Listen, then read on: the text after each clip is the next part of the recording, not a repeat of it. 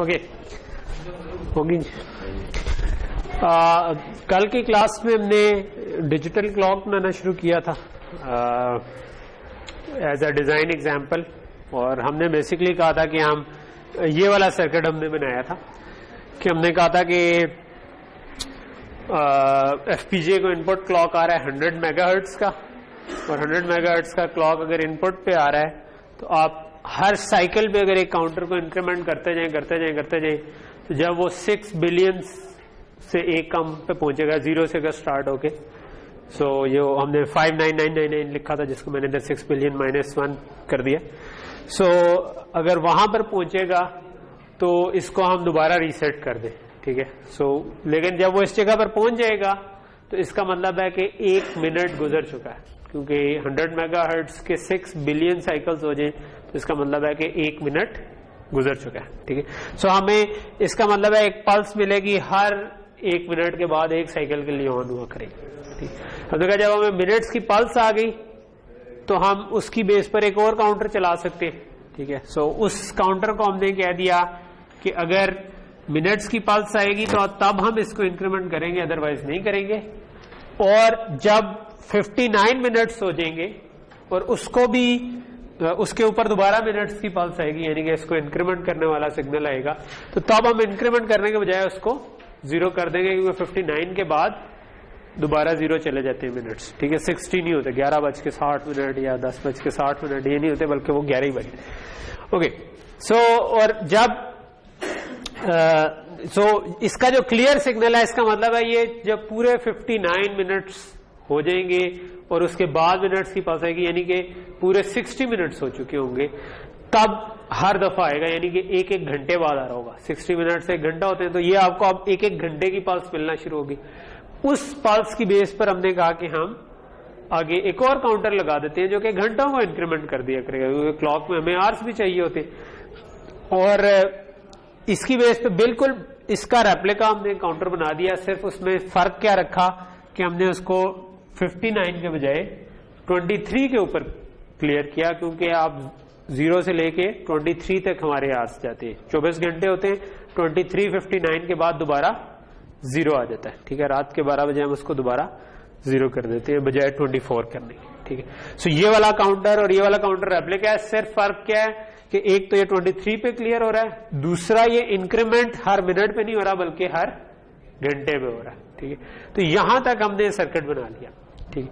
और सर्किट बनाने का हमने रूल क्या रखा था कि हम ओवरऑल चाहते हैं कि इसको एफपीजीए पर लेकर जाएं, लेकिन क्योंकि ओवरऑल प्रॉब्लम हमें जरा कॉम्प्लेक्स लग रहा था तो हमने इसको हिस्सों में तोड़ दिया। हमने कहा कि हम डिवाइड एंड कॉन्कर वाली पॉलिसी रखेंगे कि प्रॉब्लम को 2-3 हिस्सों में तोड़ दें और एक हिस्सा सॉल्व कर लें, जब उससे बेफिक्र हो जाएंगे तो दूसरे हिस्से पर आ जाएंगे, सिर्फ उस पर फोकस करेंगे। एक प्रॉब्लम हम सॉल्व हमारा दिमाग कर लेता है, ज्यादा प्रॉब्लम हो तो फिर कंफ्यूज हो जाता है, ठीक है। सो एक प्रॉब्लम हमारा सॉल्व हो गया, इससे हमारे पास मिनट्स भी आ गए और आवर्स भी आ गए। मिनट्स कितने बिट के होंगे ये हमने डिस्कस किया था कि क्योंकि 59 तक जाना है तो ये 6 बिट के होंगे, और इसने क्योंकि 23 तक जाना है तो ये 5 बिट के होंगे। ये काउंटर कितने बिट का होगा, इसने 6 बिलियन तक जाना है, ठीक है। सो 6 बिलियन कितने बिट्स में आता है, उसके लिए हम 6 बिलियन का log base 2 ले सकते हैं, वो आ जाएगा कोई 32 पॉइंट समथिंग, ठीक है। तो इसका मतलब हमें 33 बिट्स मिनिमम चाहिए होंगे, ठीक है।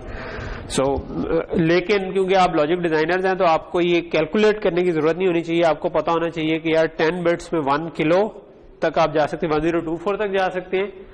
20 बिट्स में 1024 इंटू 1024 तक, जिसको हम 1 मेगा कहते हैं। 1024 इंटू 1024 इंटू 1024 जो है वो जिसको हम 1 गीगा कहते हैं, ये 30 बिट्स में आता है, ठीक है। सो ये 10 बिट्स, 20 बिट्स, 30 बिट्स, और फिर अगर इसके आगे मैं 2 बिट लगा दूंगा तो ये 4 गीगा तक चला जाएगा, 3 बिट लगा लूंगा तो 8 गीगा तक चला जाएगा। हमने 6 गीगा तक जाना है तो हमें वैसे ही मतलब नजर आ जाना चाहिए कि ये 33 बिट्स होंगी, ठीक है। सो ये वाली चीज हमें लॉग के बगैर भी हम इसको बेसिकली लॉजिक डिजाइनर्स जो हैं वो उनको फौरन समझ आ जानी चाहिए कि ये कितनी बिट्स में ये नंबर आ रहा होगा, ठीक है। रफ आइडिया एटलीस्ट हो जाना चाहिए, ओके। सो ये अब यहां तक हमारा डिजाइन कंप्लीट हो गया। अब हम दूसरे वाले पार्ट पे फोकस कर सकते हैं जो हमने डिवाइड एंड कॉन्कर करते हुए कहा था कि दूसरा मसला है कि इसको 7 सेगमेंट पे कैसे डिस्प्ले करवाएंगे। ठीक, ये जो मेरे पास मिनट्स और आवर्स आ रहे हैं ये तो बाइनरी नंबर्स हैं, ये डायरेक्टली तो 7 सेगमेंट में नहीं जाएंगे। अगर मैं इसको 7 सेगमेंट पे एक तरीका हो सकता है कि मैं 4 बिट एक 7 सेगमेंट पे दे दूं, 4 बिट दूसरे 7 सेगमेंट पे दे दूं। ऑल दो मिनट्स की 6 बिट है तो वो अगली वाली 2 बिट्स इधर दे दूं अगली, लेकिन उससे तो हेक्साडेसिमल में डिस्प्ले हो सकता है।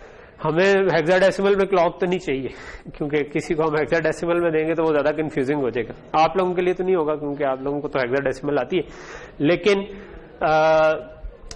हम ये चाहते हैं कि 7 सेगमेंट के साथ इसको कनेक्ट कर सके लेकिन वो डेसिमल में ही डिस्प्ले हो। ठीक, अब डेसिमल में डिस्प्ले करने के लिए मैंने आपको बताया कि एफपीजीए के ऊपर 4 7 सेगमेंट लगे हुए। ठीक है, सो कल की क्लास में मैंने एक और आपको कहानी नहीं बताई थी 7 सेगमेंट्स के मुतालिक ताकि आप परेशान ना हो जाए। ठीक है, क्योंकि हम वो सॉल्व कर चुके हैं तो अब आप परेशान नहीं होंगे। वो ये कि एफपीजीए में के साथ जो 7 सेगमेंट लगे हुए हैं ना वो इस तरह नहीं लगे हुए कि लेट से एक ए इसके साथ कनेक्टेड है, बी इसके साथ कनेक्टेड है, सी अगले के साथ, और फिर दूसरा एक और ए है और वो इसके साथ कनेक्टेड हो और बी इसके साथ, ऐसा नहीं है। एफपीजीए के ऊपर जो हमारे इस वक्त 7 सेगमेंट लगे हुए हैं उसमें उन्होंने वायर्स बचाने के लिए थोड़ी सी एक स्मार्ट काम किया हुआ है। वो ये किया हुआ है कि उन्होंने एक ही सेगमेंट जो ए आ रहा होता है ना वो इधर भी कनेक्ट किया हुआ है, इधर भी कनेक्ट किया हुआ है, इधर भी कनेक्ट किया हुआ है और इधर भी कनेक्ट किया हुआ है। ठीक है, इसी तरह जो बी है वो इधर भी कनेक्ट किया हुआ है, इधर भी कनेक्ट किया हुआ है, इधर भी कनेक्ट किया हुआ है और इधर and so on. So basically FPGA से जो आपके पास ए बी सी डी निकल रहे हैं ना वो सिर्फ 7 सेगमेंट निकल रहे हैं, वो 7x4 नहीं निकल रहे, यानी कि हर एक के लिए अलग अलग नहीं निकल रहे। ठीक है, लेकिन इन चारों के एनोड्स फर्क है। ठीक है, सो इसका एनोड अलग है, ये कॉमन एनोड है सारे। ठीक है, 2 3 और 4, इसका एनोड अलग है, इसका एनोड अलग है, इसका एनोड अलग है और इसका एनोड अलग है, यानी सेगमेंट सारे शेयर हो रहे लेकिन एनोड अलग। अब पहली बात ज़हन में ये आ सकती है कि इस तरह तो सारों के ऊपर सेम नंबर डिस्प्ले हो जाएगा, क्योंकि अगर ए सारों का इसके साथ कनेक्टेड है तो सारों के ऊपर तो एक ही नंबर डिस्प्ले होना चाहिए। ठीक है, और बी भी सारों का एक ही से कनेक्टेड है, सी भी सारों का एक ही से कनेक्टेड है। तो ये बात दुरुस्त है कि अगर हम सारों को इनेबल कर देंगे तो सारों के ऊपर एक ही नंबर डिस्प्ले होगा। ठीक है, लेकिन हमने तो एक नंबर डिस्प्ले नहीं करना, हमने तो क्या करना है, मिनट्स का अलग नंबर आ रहा होगा, आवर्स का अलग नंबर आ रहा होगा, तो वो कैसे करें। ठीक है, अगला क्वेश्चन ये अच्छा, क्योंकि एनोड्स डिफरेंट हैं तो जिस एनोड को मैं 0 करूंगा वो वाला सेगमेंट ऑन हो जाएगा, बाकी जो जिनको 1 करूंगा वो सारे ऑफ हो जाएंगे। सो मैं वैसे अगर सारों को इनेबल कर दूंगा तो सारों पर सेम नंबर डिस्प्ले होगा, लेकिन अगर मैं किसी एक को ऑन करूंगा तो सिर्फ उसके ऊपर नंबर डिस्प्ले होगा, किसी दूसरे को ऑन करूंगा तो सिर्फ उस पर नंबर डिस्प्ले होगा, किसी तीसरे को ऑन करूंगा तो उस पर नंबर डिस्प्ले होगा, चौथे को ऑन करूंगा तो चौथे के ऊपर नंबर डिस्प्ले हो जाएगा। तो लेकिन उसमें क्या होगा कि अब एक एक करके ऑन हो रहे होंगे कि अगर मैं इधर लेट से इस वक्त 11:30 हुए, ठीक है, सो मैं चलो 7 सेगमेंट फॉर्म में लिख देता हूँ, 11:30 हुए, सो मैं इधर 1 डिस्प्ले कराऊं, इधर 1 डिस्प्ले कराऊं, फिर इधर 3 डिस्प्ले कराऊं, फिर इधर 0, लेकिन वो एक एक करके कराऊंगा फिर तो मुझे नजर आ रहा होगा कि अच्छा 1 1 3 0। ठीक है, लेकिन अगर मैं एक एक करके जो डिस्प्ले करवा रहा हूं 1 1 3 0, कि मैं जरा स्पीड पे करवाना शुरू कर दूं, कराऊं एक एक करके, इधर भी 1 शो रहा है, इधर भी 1 शो रहा है, इधर भी 3 0, फिर 1 1 3 0 1 1 3 0, स्पीड पे करना शुरू कर दूं, इतनी स्पीड पे कि हमारी आंखें उसको डिटेक्ट ना करें कि ये एक एक करके हो रहे। जिस तरह पंखा चल रहा होता है तो उसके पार हमें नजर नहीं आ रहे होते, जिस तरह ऑल्टरनेट करंट पे ये एलईडीज ये बल्ब ऑन है जो कि ऑन ऑफ हो रहे हैं, लेकिन हमें ये ऑफ होते नजर नहीं आ रहे क्योंकि उसकी फ्रीक्वेंसी इतनी स्पीड पे हो रही है कि हमारी आंखें उसको डिटेक्ट नहीं। जिस तरह मूवी देखते हैं तो 25-30 फ्रेम्स पर सेकंड पे वो चल रही होती है, यानी वो 25-30 अलग-अलग तस्वीरें आती हैं लेकिन हमें लगता है कि ये कॉन्टिन्यूस है। सो उसी तरह अगर मैं इसको एक सेकंड में इस पूरी आइट्रेशन को 30-35 दफा से ज्यादा चला दूं, ठीक है, कि मे बी 1 सेकंड में 100 दफा ये काम हो रहा हो, ठीक है, कि पहले ये ऑन हुआ, फिर ये ऑन हुआ, फिर ये ऑन हुआ, फिर ये ऑन हुआ, फिर ये ऑन हुआ, और ये वाला काम जो है ना ये 100 दफा हो जाए 1 मिनट में लट से, तो मुझे पता भी नहीं चलेगा कि ये असल में एक एक करके ऑन हो रहे हैं। मुझे बज़ाहिर ये लगेगा कि ये सारे के सारे ऑन। हो सकता है आपके घर में कोई कुत्ता बिल्ली हो तो उसको नजर आ रहा हो कि यार ये क्या हो रहा है अभी, अगर उसका सैम्पलिंग रेट फर्क है कि एक ही करके क्यों ऑन हो रहे हैं, ये वाला क्लॉक कुछ खराब है वो ये कहेंगे मे बी, लेकिन हमें जो फील होगा वो फील होगा कि ये इकट्ठे ही ऑन हो रहे हैं, ठीक है। ऑब्वियसली अगर उसकी हमें पता हो कि उसकी विजुअल रेंज में क्या किस फ्रीक्वेंसी पे उसके लिए कॉन्टिन्यूस हो जाता है तो हम उससे ज्यादा भी रख लें ताकि उसको भी ये क्लॉक ठीक ही लगे। ओके तो ये तो एक और कहानी है जो कि आ गई। सो अब अगेन एक मसला आ गया कि हमें एक एक करके ऑन करना है, और दूसरा मसला ये भी है कि भाई पहले तो 7 सेगमेंट में इसको कन्वर्ट करो ना, ये तो बाइनरी नंबर्स आ रहे, ठीक है। तो यहां पर भी हम डिवाइड एंड कॉन्कर वाली पॉलिसी लगा सकते हैं। हम कह सकते हैं कि यार पहला काम ये है कि मैं इसको भूल जाऊं कि एक को कैसे चलाना है, मैं सिंपली ये जो मिनट्स आ रहे हैं ना और आवर्स आ रहे हैं, मिनट्स से 2 7 सेगमेंट्स के सिग्नल बना लूं जो कि इन दोनों पर जाने, और आर से 7 सेगमेंट के सिग्नल बना लूं जो कि इन दोनों पर जाने। वो जब बन जाए तो मेरे पास 4 7 सेगमेंट वाले सिग्नल आ जाएंगे, वो मैं बना लूं। उसके बाद सोचूंगा कि इसको कैसे कंट्रोल करना, ठीक है, क्योंकि ये इसको कंट्रोल करना भी एक सोचने का काम है और नंबर से 7 सेगमेंट बनाना भी एक सोचने का काम है। तो इकट्ठे सोचते हुए हमारे लिए मुश्किल हो जाएगी, उसके बजाय हम ये कर सकते हैं कि हम 2 हिस्सों में तोड़ लेंगे, पहले वो चारों अलग अलग निकाल लें, ठीक है, और उसके बाद इसको कंट्रोल करने की भी लॉजिक। इन अदर वर्ड्स कि रफली मुझे मोटा मोटा आइडिया तो हो गया कि मैंने किसी तरह एक एक करके इनको चलाना है, लेकिन मुझे नहीं पता कि वो कैसे मैं सर्किट बनाऊं, ठीक है। तो मुझे लेकिन ये पता है कि मुझे पहले मिनट्स और आवर्स से 7 सेगमेंट की फॉर्म में तो लाना है ना।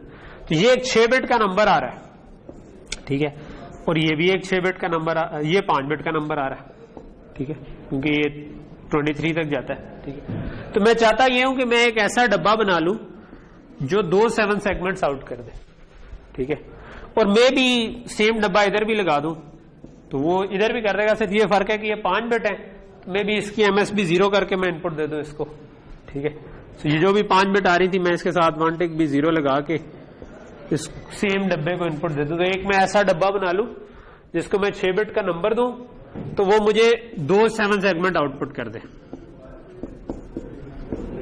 ठीक है। तो ये segments number two 7 segment converter कह लो एक मुझे चाहिए कि मैं उसको बाइनरी में नंबर दूं, वो मुझे आउटपुट पे 7 सेगमेंट जनरेट। 7 सेगमेंट्स आप लोगों ने क्योंकि प्रोजेक्ट भी एक छोटा सा किया है तो उसमें आप कंफर्टेबल होंगे, लेकिन अभी आप देखेंगे कि FPGA पे अगर ये काम करना हो तो वो जरा ज्यादा आसान हो जाता है, ठीक है, हमें उतना ज्यादा टाइम नहीं लगाना पड़ता। तो मैं इसको मिटा देता हूं, इसको मैं दोबारा बना लूंगा जब मुझे जरूरत पड़ेगी, ठीक है। तो फिलहाल मैं कहता हूं कि मैं ये डब्बा बनाना चाहता हूं, ठीक है। सो मेरा 7 सेगमेंट्स को कंट्रोल करना बात की बात है। लेट्स अज्यूम कि वाकई 4 अलग-अलग 7 सेगमेंट्स होते तो फिर मैंने क्या करना था, फिर मुझे मिनट से 2 7 सेगमेंट बनाने थे, आवर से भी 2 सेगमेंट। सो ये सारे फॉलो कर रहे हैं ना कि क्या हो रहा है। ये काम मैंने अगर करना हो ना कि मैं मिनट से 7 सेगमेंट, तो मुझे बेसिकली एक नंबर से को मैप करना है 7 सेगमेंट्स। FPGA में इसके लिए एक चीज होती है जिसको हम कहते हैं लुकअप टेबल, ठीक है।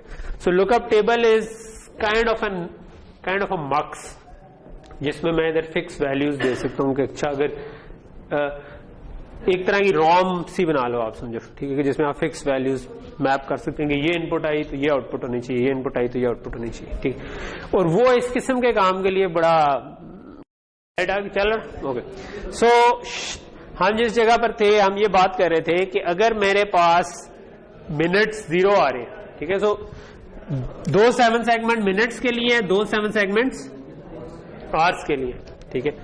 इसको मैं लॉक ही कर दूं मेरा ख्याल है।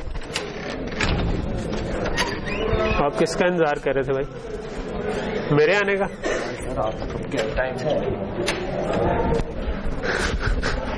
ओके, सो 2 7 सेगमेंट मिनट्स के लिए, 2 आवर्स के लिए, ठीक है।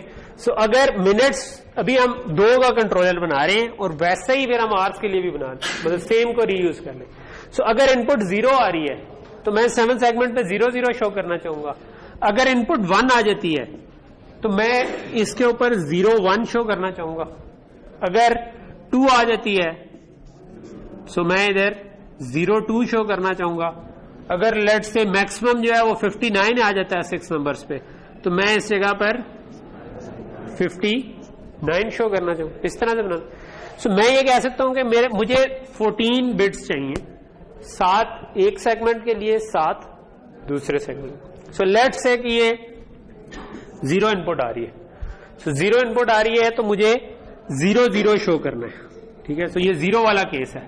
सो मैं 0 के केस में कौन कौन सी एलईडीज ऑन होती हैं? हमारी टॉप वाली ए होती है, A B C D E F, सिर्फ जी ऑफ होती है। सो मैं कह सकता हूं 0 0 अगर मुझे शो करना है ना तो 1 2 3 4 5 6 ये सारी ऑन होगी और जी ऑफ होगी, और यही दूसरी एलईडी पे होगा, दूसरे 7 सेगमेंट पे होगा। ये फॉलो कर रहे हैं कि मैंने क्या किया कि जब ये 0 आएगा तो ये 2 7 सेगमेंट हैं। ठीक है, 14 बिट्स हैं, एमएस भी 7 बिट्स इस वाले 7 सेगमेंट की है, एलएस भी 7 बिट इस वाले 7 सेगमेंट की है। मैंने इसकी भी एबीसीडी ई ऑन कर दी, ई एफ ऑन कर दी, जी को ऑफ कर दिया, इसकी भी एबीसीडी ई एफ ऑन कर दी, जी को ऑफ। इसी तरह जब मेरे पास 1 आया तो तब मैं क्या करूंगा, तब मुझे इस जगह पर अगर इनपुट पे 1 आ रहा है नंबर बाइनरी में, ठीक है, सो मुझे आउटपुट आनी चाहिए 0 1। सो इसका मतलब है कि एमएसपी वाला 7 सेगमेंट पे 0 आना चाहिए, यानी कि 1 1 1 1 1 1 0 सेम चीज 7 सेगमेंट, और उससे पिछला वाला जो है उस पे 1 ए बी, ए नहीं बी सी ऑन होनी चाहिए। ठीक है, सो मैं कह सकता हूं कि मुझे बी सी ऑन करनी है और बाकी सारे 0 करने। बात समझ आ रही? सो अगर मैं इस तरह एक 0 से लेके 59 तक का एक मार्क्स बना लूं, ठीक है, जिसमें मैं कवर कर जाऊंगा यार, क्योंकि मेरे पास मैक्सिमम नंबर 59 आ सकता है, बाकी केसेस आने ही नहीं। ठीक है, तो मैं उनको डोंट केयर समझ सकता हूं। ठीक है, तो मैं 0 से 59 तक का एक लुकअप टेबल बना लूं कि अगर नंबर 0 से 59 तक आए तो उसके कॉरेस्पॉन्डिंग वैल्यू 7 सेगमेंट के ऊपर सिलेक्ट हो जाए, तो ये लुकअप टेबल से इंप्लीमेंट हो जाएगा, यानी कि ये एफपीजे इसको इंप्लीमेंट। तो हमें वो पूरी जो लॉजिक हमने बनाई थी जो ब्रेड बोर्ड के ऊपर समझ, वो बनाने की जरूरत नहीं है, बल्कि सिर्फ इसी से ही हम अपना काम चला लेंगे, बल्कि 2 7 सेगमेंट को कंट्रोल कर लेंगे पहले तो ये वो वाला डब्बा है जो कि ये मैं बनाना चाहता हूं कि मैं मिनट्स इनपुट करूं और आवर्स में भी यही डब्बा लगा दूं, और क्योंकि आवर्स 5 बिट के हैं, ठीक है, तो जो भी आवर्स आ रहे थे उसके साथ में 1 टिक भी 0 लगा के इसको 6 बिट का बना के इसको इनपुट दे दूं, क्योंकि ये 6 बिट की इनपुट लेता है। ठीक है, तो ये उस पर भी काम कर जाएगा। ठीक, सिर्फ ये है कि आवर्स में मैं इसे छोटा भी बना सकता था, 32 to 1 का भी बना सकता था, वो मार्क्स के थ्रू भी काम कर सकता था, लेकिन फिलहाल क्योंकि हम एक डमी सा प्रोजेक्ट बना रहे हैं, वो फुल ऑप्टिमाइजेशन मोड में नहीं है, तो हम उसको इसी के थ्रू ही बना लेंगे। ठीक, सो यहां से चीज क्लियर हो गई। सो पहला मसला तो हल हो गया। ठीक है, कि अगर मैं इस तरह से ये मार्क्स सा बना दूं तो वो एक लुकअप टेबल के जरिए एफपीजे पे इंप्लीमेंट हो जाएगा, और उससे मेरे पास ये 4 7 सेगमेंट्स के लिए अलग-अलग से ठीक ठीक नंबर आ जाएंगे। ठीक है, सो अब इसके आगे दूसरा मसला शुरू होता है कि जो हमने पहले कहा था कि अभी उसकी फिक्र करने की जरूरत नहीं है कि 7 सेगमेंट असल में तो एक से ही कनेक्टेड है। ठीक है, सो ये 4 तो मेरे पास आ गए, लेकिन एफपीजीए के अंदर हमने कहा था कि ये जो 4 7 सेगमेंट लगे हुए हैं ये इस तरीके से कनेक्टेड हैं कि ये सारे, ये जो 7 बिट आ रही है इनमें से एक ही बिट इन सारों के साथ कनेक्टेड है, एक और बिट जो है वो बी के साथ कनेक्टेड है, एक और बिट सी के साथ कनेक्टेड है, और 4 डिफरेंट एनोड्स हैं। ठीक है, जो कि इनको कंट्रोल करें। सो 4 मेरे पास इनके अलग-अलग एनोड्स आ रहे हैं। ठीक है, सो अब आगे जो करने वाला काम है वो ये है कि मैं जो हमने पहले स्कीम सोची थी कि थोड़ी देर के लिए इसको ऑन करें, उस वक्त जो आर्स की मोस्ट सिग्निफिकेंट 7 बिट्स हैं उनको इसके साथ टाई कर दें, फिर थोड़ी देर के लिए इसको ऑन करें, उस वक्त आवर्स की लीस्ट सिग्निफिकेंट वाली बिट्स तय कर दें, फिर इसको ऑन करें, मिनट्स की मोस्ट सिग्निफिकेंट बिट कर दें, और फिर अगले को करें मिनट्स की लिस्ट, और यही चीज रिपीट कीजिए बार बार, यही काम होता है। ठीक है, और ऑब्वियसली जब इसको ऑन करेंगे तो उसका नोड 0 होगा, जब इसको ऑन करना होगा तो इसका नोड 0 होगा, जब इसको ऑन करना होगा इसका नोड 0 होगा, जब इसको ऑन करना होगा तो इसका नोड। तो ये काम कैसे करें? और ये हमने फेयरली क्विकली करना है, यानी कि हमने इतनी स्पीड पे करना है कि हमारी आंखों को पता ना चले, ठीक है। लेकिन इतनी ज्यादा स्पीड पे भी नहीं करना है कि वो जितनी देर ऑन करें उतनी देर में एलईडी बेचारी ऑन ही ना हो सकती है, ठीक है। एलईडी को भी ऑन होने के लिए थोड़ा सा टाइम चाहिए होता है, मे बी मिली सेकेंड के करीब हो, आई डोंट नो वैसे कि कितना होगा, लेकिन हम इसको चाहेंगे कि हम मिली सेकेंड्स में आ जाए तो वो काफी होगा, ठीक है। अभी अगर मैं बिल्कुल ही जो मेरा क्लॉक चल रहा है वो तो 10 नैनो सेकंड का पीरियड है ना, उस पर अगर इसको मैं स्विच करना शुरू कर दूंगा तो फिर तो एलईडी ऑन ही नहीं होगी, सारी थोड़ी थोड़ी सी ब्लिंक आ रही हूँ। लेकिन अगर मैं थोड़ा सा उसको बढ़ा के किसी तरह करना है तो मैं कैसे कर सकता हूं कि मैं थोड़ी देर इंतजार करूं और फिर एक को ऑन करूं, फिर थोड़ी देर इंतजार करूं, दूसरे को ऑन करूं। ये अगेन जिस तरह लास्ट टाइम मैंने कहा था कि आप लोगों ने सोच के बताना है।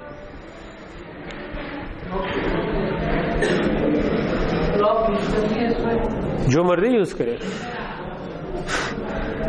ये तो हमने सोचना है क्या यूज करना है, कैसे स्विच करेंगे। ये 4 आ रही है, मैं चाह रहा हूं कभी ये कनेक्ट हो, कभी ये कनेक्ट हो, कभी ये कनेक्ट हो, कभी ये कनेक्ट हो।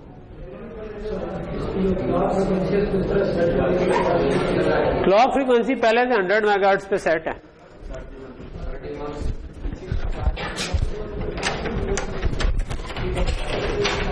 चलो इसको लॉक कर दें, आते हुए। हाँ जी, डीमक्स की एक इनपुट होती है, मल्टीपल आउटपुट होती है, ठीक। तो ये वैसे अक्सर ये होता है, जब मक्स लगाना होता है तो पहला जवाब आता है डीमक्स लगे। इसकी क्या वजह है? कंफ्यूज हो जाते हैं मार्क्स। अब तक नहीं होना चाहिए, पेपर दे चुके हैं, मिड हो जाए उसके बाद कंफ्यूज होने की क्या जरूरत है। उस वक्त तक तो आपको इसका चीते बन चुका होना चाहिए। तो एक मार्क्स लगा देंगे, चलो यहां तक तो बात होगी। मार्क्स से ये होगा कि अगर ये कनेक्ट करना होगा तो ये कनेक्ट हो जाएगा, इसको कनेक्ट करना होगा तो ये कनेक्ट हो जाएगा, इसको कनेक्ट करना होगा तो ये कनेक्ट हो जाएगा। लेकिन कब? मार्क्स सिर्फ ये नहीं होता, मार्क्स की एक सिलेक्ट लाइन भी होती है। कितने बिट की होगी? 2 बिट की होंगी, 0 से लेकर 3 तक जा रही होंगी, 0 1 2 3 0 1 2 3। चलें, गुड, एक चीज तो ठीक आई। अब हम 0 1 2 3 0 1 2 3 लाना चाह रहे हैं, लेकिन इतनी स्पीड पर लाना चाह रहे हैं कि 1 सेकंड के अंदर हम में भी 100 दफा ये काम कर लें कि 0 1 2 3 0 1 2 3 या 1000 दफा कर लें, ठीक है। तो इन रेंजेस में लाना चाह रहे हैं, तो ये कैसे करें? ये कैसे करें? 0 1 2 3 बार बार लाना है 1 सेकंड के अंदर, बहुत सी दफा।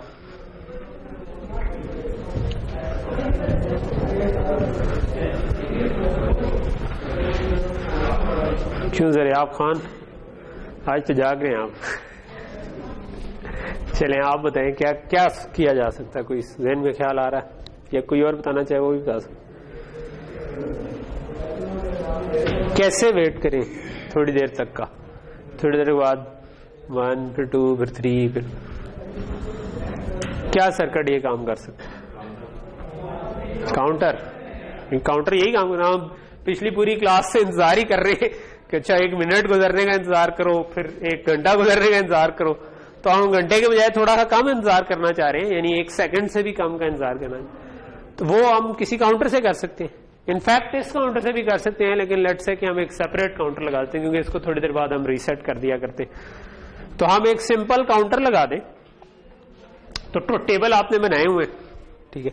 ट्रुथ टेबल में आपको पता है कि पहली वाली बिट जो है ना, नंबर्स जब बढ़ते हैं तो वो 0 1 0 1 0 1 इस तरह जारी होती है, और जो दूसरी वाली बिट होती है वो 0 0 1 1 0 0 1 1। तो ये जो 0 1 2 3 वाला पैटर्न है ना, अगर मैं थोड़ा सा आगे चला जाऊं, लेट से मैं इससे आगे वाली बिट जो है वो 4 दफा 0 होती है और 4 दफा 1 होती है।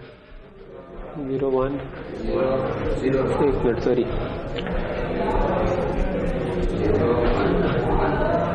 हो गया 4 दफा, ठीक है। सो अगर मैं इस बिट को उठाऊं, इन दो को उठाऊं, तो ये भी 0 0 0 1 1 0 1 1 हो रही है, लेकिन ये पिछले वाले से आधे टाइम के लिए ले रहे हैं। अगर मैं एक काउंटर बनाऊं जो मैं क्लॉक पे चला रहा हूँ, तो उसकी पहली 2 बिट्स अगर मैं उठा लूं तो वो तो 100 मेगाहर्ट्ज के ऊपर 0 होगी, फिर 1 होगी, फिर 2 होगी, फिर 3 होगी, ठीक है, 2 बिट्स जो।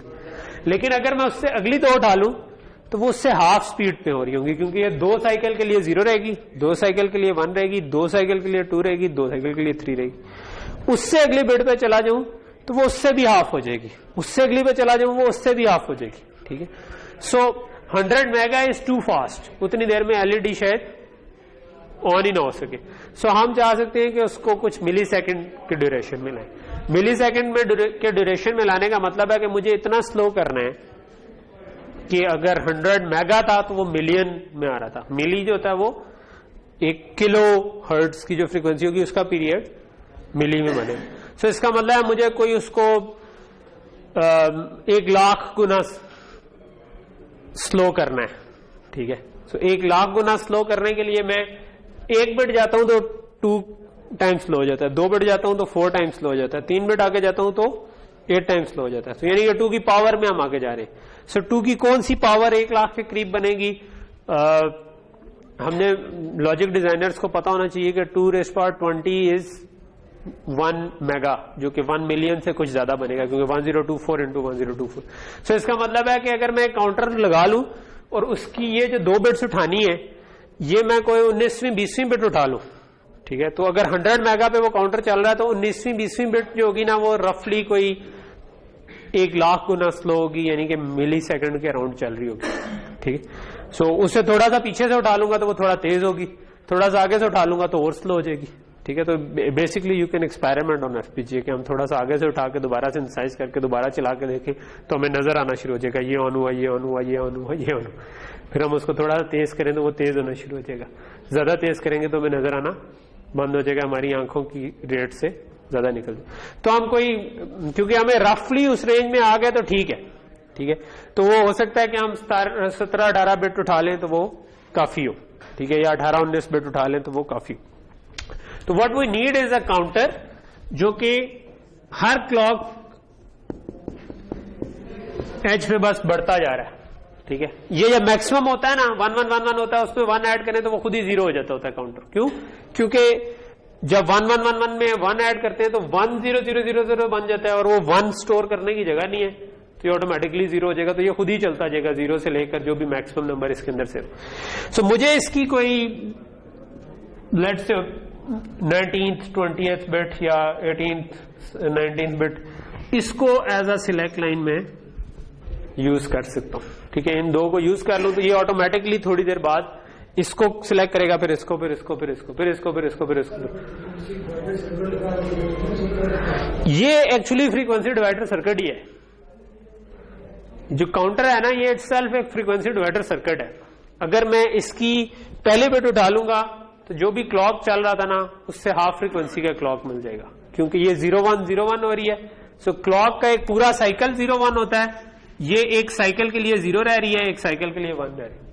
ठीक है, इसकी दूसरी बिट उठा लूंगा तो वो फ्रीक्वेंसी 4 टाइम्स डिवाइड हो जाएगी, उससे तीसरी बिट उठा लूंगा तो वो 8 टाइम्स डिवाइड हो जाएगी। तो ये एक क्रूड सा फ्रीक्वेंसी डिवाइडर सर्किट है।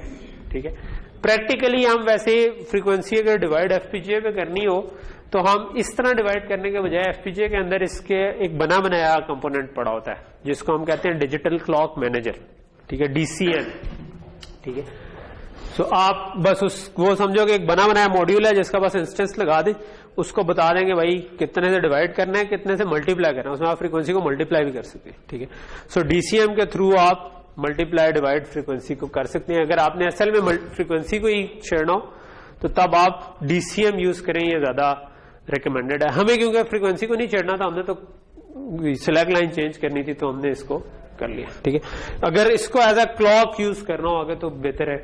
ये भी यूज कर सकते हैं, ये तब यूज करें जब डीसीएम की रेंज में आपकी फ्रीक्वेंसी ना आती हो।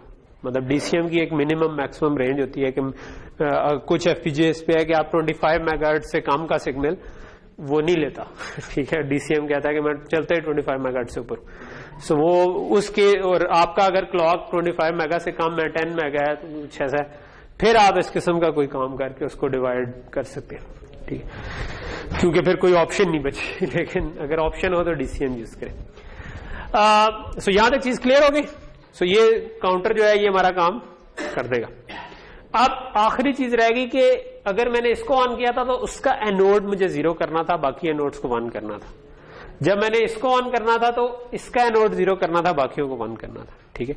सो जब ये इसी से ही सिलेक्ट करें ना इसको, तो जब ये 0 हो तो ये 0 नंबर वाला एनोड सिलेक्ट हो जाए, जब ये 1 हो तो 1 नंबर वाला एनोड सिलेक्ट। तो इसके लिए क्या कर सकते हैं, डीमक्स यूज कर सकते हैं या डिकोडर यूज कर सकते हैं, ठीक है। डिकोडर ये काम करता है कि उसको एक नंबर इनपुट दे तो उस नंबर वाली लाइन को ऑन कर देता है, बाकियों को ऑफ कर देता है। तो हमें लो असर्टेड डिकोडर यूज कर लें या डीमक्स यूज कर लें तो उससे ये काम हो सकता है। तो ये आपके एनोड्स के साथ कनेक्ट हो सकता है। तो ये जो अब हमने कर लिया ना काम, ये अब हमारा पूरा सर्किट कंप्लीट हो गया। यानी हमने 3 हिस्सों में तोड़ लिया बेसिकली। शुरू में हमने 2 हिस्सों में तोड़ा कि सेगमेंट्स वाली चीजें अलग कर लेते, क्लॉक के मिनट्स और आवर्स निकालने को अलग कर लेते। सो हमने मिनट्स और आवर्स निकाल लिए लास्ट क्लास में। इस क्लास में हमने कहा कि अच्छा अगर मिनट्स और आवर्स निकल आए तो उससे 4 7 सेगमेंट निकाल लो और बाद में सोचेंगे कि उसको 1 7 सेगमेंट पे कैसे कंट्रोल करना है। सो हमने कहा ठीक है 4 7 सेगमेंट निकालने वाली लोग, तो हमने कहा कि ये वाला एक लुकअप टेबल सा बना लेते, ठीक है। तो फिर हमने इसके बाद कहा कि अच्छा अगर ये बन गया है, अब 4 7 सेगमेंट आ गए हैं, तो उनको एक एक करके ऑन करने की क्या लॉजिक होगी, तो वो भी हमने बता दिया। ये जो मैं लॉजिक आपको बता रहा हूं कि एफपीजीए में इस तरह से कनेक्टेड है। मैं आज वैसे एफपीजीए लाया हूं, बट प्रॉब्ली अगर एंड तक हमारा कंप्लीट हो गया तो ये आप लैब में यूज कर रहे होंगे। नेक्सस 3 बोर्ड है, ठीक है। अब वैसे इसका नया वर्जन भी आ गया, वो नेक्सस 4 प्रॉब्ली। सो लेकिन हमारी लैब में नेक्सस 3 पड़े हुए, ठीक है।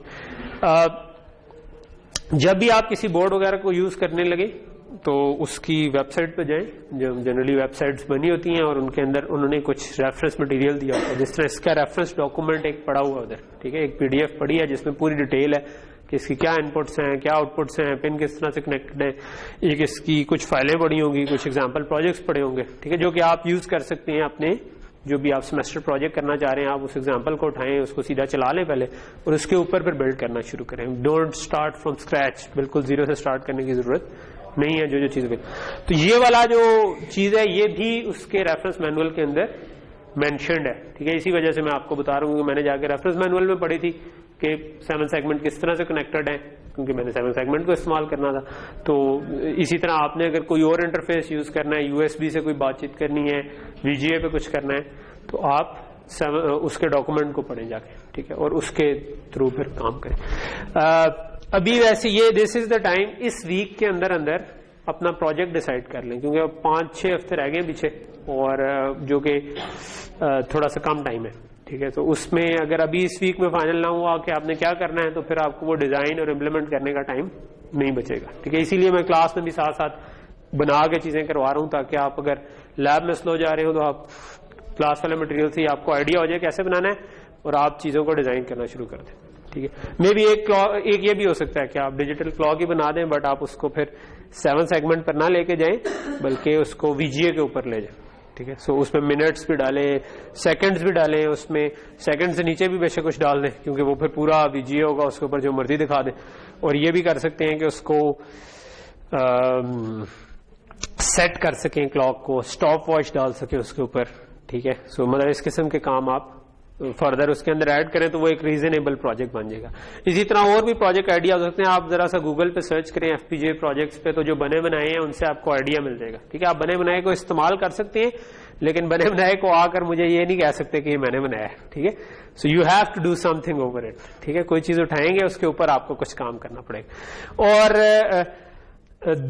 मिसाल के तौर पर एक मैं कोशिश करूंगा अगले 2-3 लेक्चर्स में ना वीजीए की भी एक एग्जांपल कर लें, एफपीजीए के ऊपर ले जाए हम, और उसका कोड मैं आपको दे दूंगा, ताकि आप अगर लेट से किसी ने कोई गेम बनानी है, लेट से स्नेक है या कोई और गेम आपके जहन में आती है, तो आपको वीजीए प्रॉब्लम ना कर रहा हो, वीजीए आपको समझ आया हो और आप उसके पीछे उसकी लॉजिक बना लें कि अच्छा गेम कैसे डिजाइन होगी। कोई बेसिक सी गेम अगर आप बना लें तो मेरा ख्याल है वो एफपीजीए का एक अच्छा प्रोजेक्ट बन जाएगा, क्योंकि इसके अंदर प्राइमरली आप वीजीए के साथ और भी हो सकते हैं, मोटर कंट्रोल हो सकती है, आप स्पीकर के साथ कुछ ट्विक कर सकते हैं कि आपको मोटर को कंट्रोल करके दिखा दे इसके थ्रू कि कोई रोबोटिक आर्म टाइप की चीज बनाना चाहिए।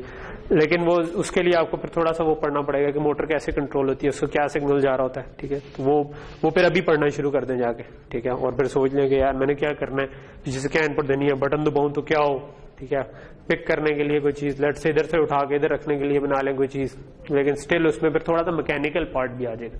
सो ये ये अब आप देख लेंगे कौन कौन सी चीजें अवेलेबल हैं और आपका किस लेवल तक आप कर सकते हैं। मुझसे डिस्कस कर लें करने से पहले, ठीक है, ताकि अगर आप कोई बहुत ही जिन चीज बनाने की कोशिश कर रहे हो जो कि फाइनल ईयर प्रोजेक्ट वाली होनी चाहिए और वो आप सेमेस्टर में कर रहे हैं तब भी मैं बता दूं, और अगर आप कोई ऐसी चीज बनाना चाह रहे हैं जो कि एक असाइनमेंट जितना काम है तब भी मैं आपको बता दूं कि भाई ये इससे जरा सा ऊपर जाओ और जो ज्यादा ऊपर जा रहा है उसको जरा नीचे ले आए, और ताकि दरमियान में हम रीजनेबल लेवल के प्रोजेक्ट्स कर सके। ये प्रोजेक्ट बड़े इंपॉर्टेंट हैं क्योंकि आपके जो जब आप इधर से निकल के जाएंगे जॉब इंटरव्यूज पे तो आपके पास दो चीजें होंगी। एक आपकी सीवी आपने बताएंगे कि भाई मैंने इतना जीपीए लिया, ठीक है। सो जीपीए ट्राई टू इंश्योर कि आप में से किसी का 3.5 से कम ना हो, अगर 3.5 से कम है तो 3 से कम ना हो, क्योंकि जब हम लोग हायरिंग कर रहे होते हैं तो हम काफी सारी सीवीज आ जाती हैं, तो पहला जो फिल्टर करने का तरीका होता है वो ये होता है कि एक कट लगा देंगे यार इससे नीचे वाले बच्चे नहीं। सो वो कई दफा 3 बहुत ज्यादा आ गई हैं तो 3.5 पे लगा देंगे, अगर थोड़ी सी कम आई है तो 3 पे लगा देंगे, ठीक है। सो 3 से नीचे तब लेते हैं जब कम सीवी आई हो और कोई ऑप्शन ना बचे, ठीक।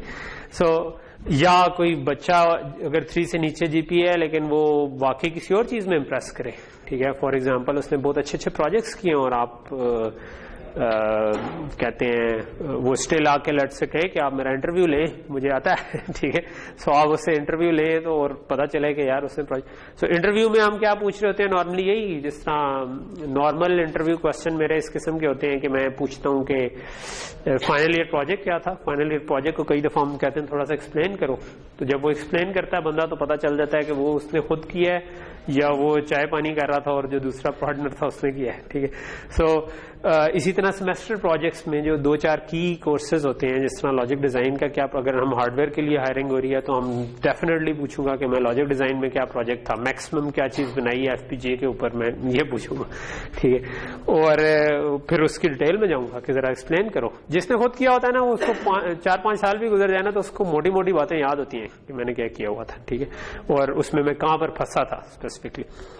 और इसी तरह प्रोग्रामिंग में क्या किया था मैक्सिमम, ठीक है। और ये जो 2 एरियाज हैं ये प्रॉब्ली मतलब मेरे इंटरेस्ट के भी हैं, और इस एफपीजीए में आई डोंट नो जॉब्स कितनी हैं, वो सीधा सीधा कंपनियां ही हैं, लेकिन प्रोग्रामिंग की काफी सारी जॉब्स होती हैं तो वो भी आप स्ट्रांग ही रखें। सो प्रोजेक्ट पे जरा ठीक सी मेहनत करें, ठीक है, और उसको अभी आज से सर्च करना शुरू करें।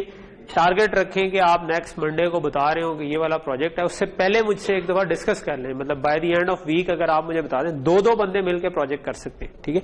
So your group will be of size 2 से डिक्रीज हो सकता है, मतलब आप अगर अकेले करना चाहें मुझे कोई इतराज नहीं, ठीक है। इंक्रीज करने का मतलब है कि वो आप वाकई जिन किस्म की चीज बना रहे हैं, ठीक है। तो 3 बंदे अगर कोई प्रोजेक्ट बना रहे हैं ना तो मुझे आगे बताए, ये ना हो कि मुझे आगे कोई कहे कि भाई मैं ट्रैफिक लाइट कंट्रोलर बना रहा हूं और हमारा 3 का ट्रैफिक लाइट कंट्रोलर जो है वो 1 बंदे का प्रोजेक्ट है, अगर वो वाकई कोई बिल्कुल निकम्मा बंदा है और उससे और कुछ नहीं हो रहा तो वो ट्रैफिक लाइट कंट्रोलर बना ले, ठीक। लेकिन ऑब्वियसली उसमें भी क्योंकि मैं पिछले 4-5 सालों से प्रोजेक्ट्स देख चुका हूं तो अगर उसका कोड पिछले साल वाला हुआ तो वो मुझे पता चल जाएगा देख कर ही, ठीक है। सो आपका एंड पे वाइवा होगा जिसमें मैं आपसे क्वेश्चन करूंगा कि आपका लॉजिक क्या है, आपको एक्सप्लेन करनी पड़ेगी, ठीक है। So you have to do it yourself. आपने अगर कोई और चीज यूज की हुई है आप दूसरा कोड यूज कर सकते हैं, पिछले साल का भी यूज कर सकते हैं, नेट से उठा के भी यूज कर सकते हैं, लेकिन आपका प्रोजेक्ट फिर वो ही नहीं होना चाहिए कि हाँ जी ये मैंने ट्रैफिक लाइट कंट्रोलर पिछली क्लास से उठाया था और ये मैं आपको दिखा रहा हूं। नहीं, आपको फिर उसके ऊपर बिल्ड करना है, ठीक है। ट्रैफिक लाइट पे फर्दर बिल्ड करने के लिए कोई खास चीज बचती नहीं है, तो कोई और चीज उठाएं, may be VGA controller net से उठा लें या मैं जो आपको दूं वो उठा लें, लेकिन उसके पीछे गेम आपकी बनी हुई हो, ठीक है। या कोई और चीज है, कोई कंपोनेंट आप उठा लें, आप कहेंगे यार मैंने ये 4 कंपोनेंट जोड़े हैं और अब ये काम कर रहा है, ठीक है। तो ये अब आपकी थिंकिंग है कि आप क्या प्रोजेक्ट करना चाहते हैं, ठीक। ओके, सो ये जो हमने बना लिया, कामरान जल्दी आई, ठीक है। सो हमने अब हम इस स्टेज पे पहुंच गए हैं कि हमने क्लॉक का सर्किट बना लिया, ठीक है। तो मैं चाहूंगा कि अब हम इसको कोड करें और फिर हम इसको एफपीजीए पर लेकर जाएं, ठीक है। तो हम देखते हैं आज हम किधर तक पहुंचते हैं, ठीक है। तो पहला स्टेप होता है कि जब मैंने आपको बताया था कि पहला स्टेप ये है कि आप इस डिजाइन डायग्राम तक पहुंचे। This is the most important thing कि आपका डिजाइन बन गया हुआ है, ठीक। जब बन गया है अब आपने इसको कोड करना है।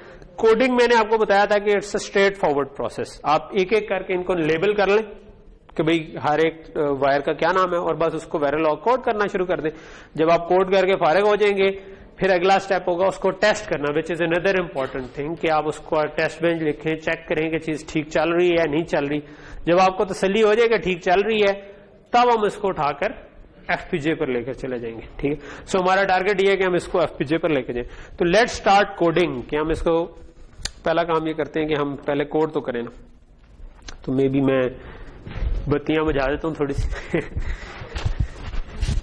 अब ये ना हो बत्तियां बुझा दूं तो आप लोग सो जाए अच्छा, एक आध बत्ती वैसे जली रहे तो बुरा नहीं है नहीं, वो वाला सर्किट जो है ना वो कैमरे में आ जाएगा, नहीं आएगा ना, तो ये वाली जला देते। अगर इसकी वजह से फिर वो स्क्रीन पे कोड ना आ रहा हो, ये मसला हो जाएगा। बिजली गई है तो ये ऑन नहीं हुआ।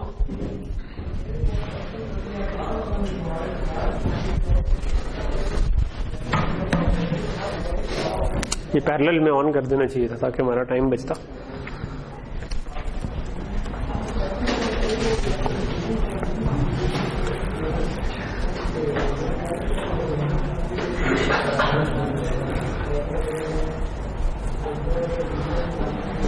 हुआ ऑन?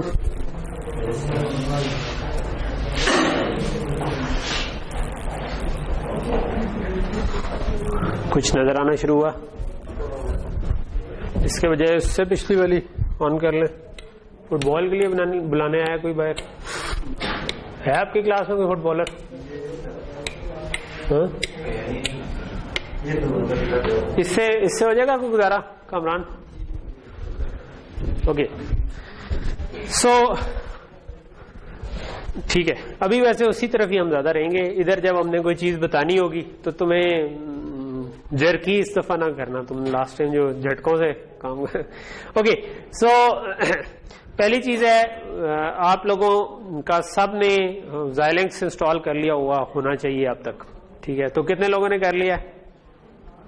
ये आपने इंस्टॉल कर लिया, और बस माशाल्लाह सुभान अल्लाह, एक बंदे ने कर लिया। जो होना चाहिए था वो एक बंदे ने वो रिक्वायरमेंट पूरी की है, बाकी उन्होंने की। सो ये आप आज ही जाके इंस्टॉल कर लें। ठीक है,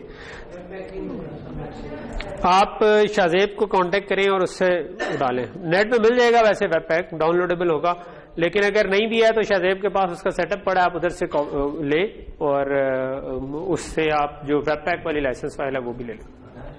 ठीक है, ओके, सो सबसे पहला काम क्या करना है, प्रोजेक्ट नेविगेटर खोलना है, क्योंकि आपकी असाइनमेंट भी ड्यू है। तो अगर आपने आज नहीं किया तो फिर असाइनमेंट फिर क्या जमा कराएंगे, और मतलब वो मसला है। तो आज कल के अंदर ना ये कर लें ताकि असाइनमेंट जमा हो सके। ठीक है, सबसे पहला काम हम क्या करते हैं प्रोजेक्ट नेविगेटर में, लास्ट टाइम हमने यूज किया था, प्रोजेक्ट चलाया था, एक नया प्रोजेक्ट बनाते हैं। ठीक है, सो हमने नया प्रोजेक्ट बनाया और लेट्स से कि मैं यही पाथ रख लेता हूं और मैं इसका नाम क्लॉक बनाना चाह रहा हूं, तो मैं इसका नाम क्लॉक रख लेता हूं। इसके बाद हमने सिलेक्ट करना होता है एफपीजीए कौन सा है। सो एफपीजीए के लिए ये डब्बा है इसका, और डब्बे के ऊपर हम पढ़ लेते हैं कि क्या लिखा हुआ है। इस पे लिखा हुआ है स्पार्टन 6 XC6 LX16, सो XC6 SLX16 और CS324। सो ये जो इसका पैकेज है वो 324 ही हमने सिलेक्ट किया हुआ है। तो ठीक है, ये आप वेरीफाई करेंगे ये आपने चीज बिल्कुल ठीक सिलेक्ट की हो, ताकि जब आप इस टूल को कहेंगे सिंथेसाइज करे तो वो इसी एफपीजीए के लिए सिंथेसाइज करे। ये गलत चूज कर लिया तो फिर वो किसी और एफपीजीए के लिए सिंथेसाइज कर लेगा, उसके पिन नंबर फर्क होंगे, पर इवेंचुअली आपकी चीज जो है ना वो क्लॉक ठीक भी हुआ तो वो आउटपुट किसी और जगह पर निकाल होगा। ठीक, नेक्स्ट चीज वेरिलॉग लैंग्वेज सिलेक्ट की हुई है, स्पीड ग्रेड -3 सिलेक्ट किया हुआ है। ठीक है, नेक्स्ट किया, फिनिश, प्रोजेक्ट बन गया। नेक्स्ट काम क्या करते थे प्रोजेक्ट के अंदर, सोर्स फाइल ऐड करते थे। तो राइट क्लिक किया, न्यू सोर्स, क्या सिलेक्ट करना चाहिए, वेरिलॉग के VHDL। ठीक है, हम वेरिलॉग में कोड लिखेंगे क्योंकि हमने वेरिलॉग पढ़ी है। सो ये हमने वेरिलॉग सिलेक्ट कर दिया और मैंने इसका नाम रख दिया क्लॉक। और इधर मैं इनपुट आउटपुट देने के बजाय फाइल में ही देना ज्यादा पसंद करूंगा, क्योंकि उस पर जरा ज्यादा स्पीड पे टाइप किया जाता है। ठीक है, ओके, सो ये एक एम्प्टी फाइल बन गई जिसमें अभी हमने कोड लिखना है। ठीक है। सो सबसे पहले हमने देखना है कि हमारी क्या इनपुट्स हैं, क्या आउटपुट्स हैं इस सर्किट के। ठीक है। सो ये जो हमने सर्किट अभी डिजाइन किया है, ये इसी क्या इनपुट्स हैं और क्या आउटपुट्स हैं। क्लॉक और रीसेट इनपुट हैं। ठीक है। बाकी तो उसके ऊपर हमने सारी लॉजिक ही बनाई हुई है कि क्लॉक पे चलते जाओ। और आउटपुट क्या है? मिनट और आवर्स नहीं है आउटपुट। आउटपुट है ये 4 7 सेगमेंट डिस्प्लेस को जो हमने कंट्रोल करना है। सो अगर मैं इस जगह पर एक लाइन लगा दूं, डैश लाइन, नहीं यहां पर नहीं, यहां पर, तो ये इसके अंदर अंदर मेरी लॉजिक है। और ये जो 4 एनोड्स हैं और 7 बिट्स हैं सेगमेंट्स की, ये आउटपुट है मेरी, क्योंकि ये मैंने कहा था कि 7 की 7 कनेक्टेड हैं और 4 एनोड्स हैं। ठीक है। बाकी की लॉजिक मुझे एफपीजीए के अंदर बनानी है। ये 7 सेगमेंट्स बाहर लगे हुए हैं जिनके साथ में। सो यहां तक ठीक है कि क्लॉक और रीसेट इनपुट हैं और 7 सेगमेंट्स की 7 बिट्स और 4 एनोड्स की बिट, ये मेरी आउटपुट। ठीक हो गया। इसको आप कोड लिखते हैं। कोड लिखने के लिए वैसे जनरली मैं इधर भी लिख सकते हैं, ये Xilinx के प्रोजेक्ट नेविगेटर के अंदर भी, लेकिन मैं ज्यादा प्रेफर करता हूं एक और फ्री सॉफ्टवेयर है Notepad++। ठीक है। सो मैं Notepad++ में कोड लिखना ज्यादा पसंद करता हूं। ठीक है। सो ये Notepad++ है, इसके अंदर मैं अपना कोड लिख सकता हूं। ये फ्रीली अवेलेबल एक सॉफ्टवेयर है जिसका सोर्स कोड भी अवेलेबल है। क्यों इसमें लिखना पसंद करता हूं? क्योंकि इसके अंदर एडिट करने के लिए थोड़ी सी ज्यादा फ्रीडम है, जो कि मैं अभी साथ साथ आपको पता चलता जाएगा कि क्यों क्या फ्रीडम। तो मैं वही वाली फाइल जो उधर खुली हुई थी वो Notepad++ में खोल लेता हूं। ठीक है।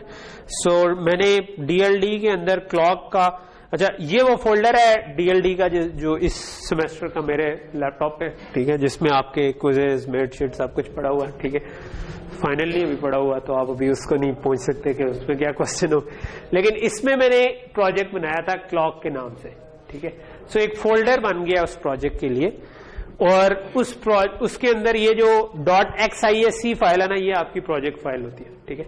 मैंने क्योंकि उसके अंदर एक कोड की फाइल ऐड की थी जिसका नाम क्लॉक था, तो ये clock.v फाइल भी इसके अंदर पड़ी हुई है। ठीक। सो इस clock.v को मैंने उठा के Notepad++ में खोल लिया। ठीक है। सो Notepad++ में आ गई। अब मैं इसके अंदर कोड लिखना शुरू कर देता हूं। कोड में क्या सबसे पहले चीज थी, हमने कहा था कोडिंग का क्या तरीका है, इनपुट आउटपुट डिक्लेयर करें, उसके बाद एक एक करके सारे कंपोनेंट्स को कोड कर दें। तो हम इसी सीक्वेंस में चलते हैं।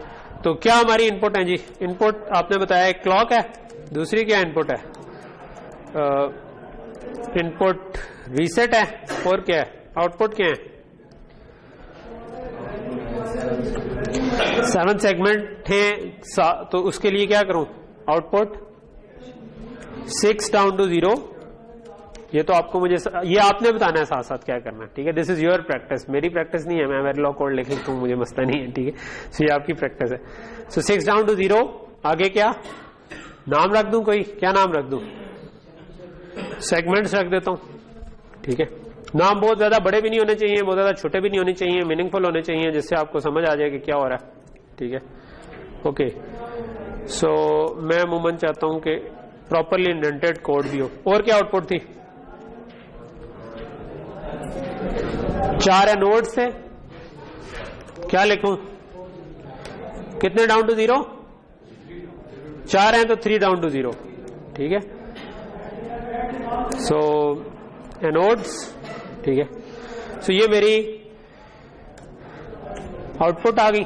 ठीक है। तो यही फिलहाल तो मुझे यही ज़हन में आ रही है कि ये आउटपुट है। बाद में जब चलाएंगे हो सकता है थोड़ा सा कोई और चीज भी ज़हन में आ जाए, तो मेरे ख्याल में तो यही होनी चाहिए। ठीक है।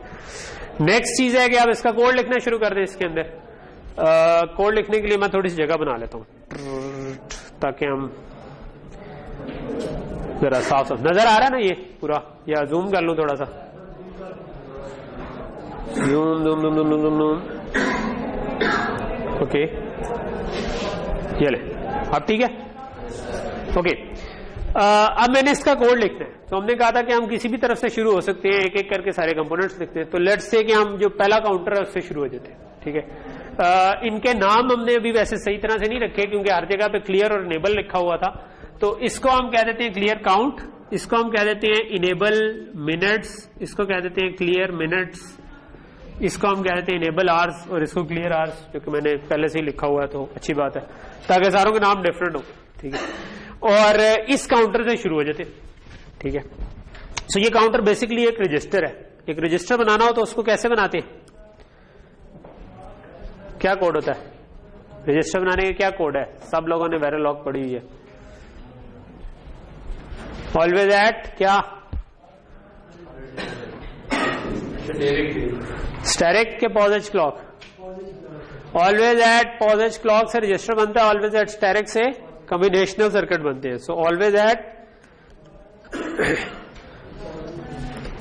Positive clock. ठीक है,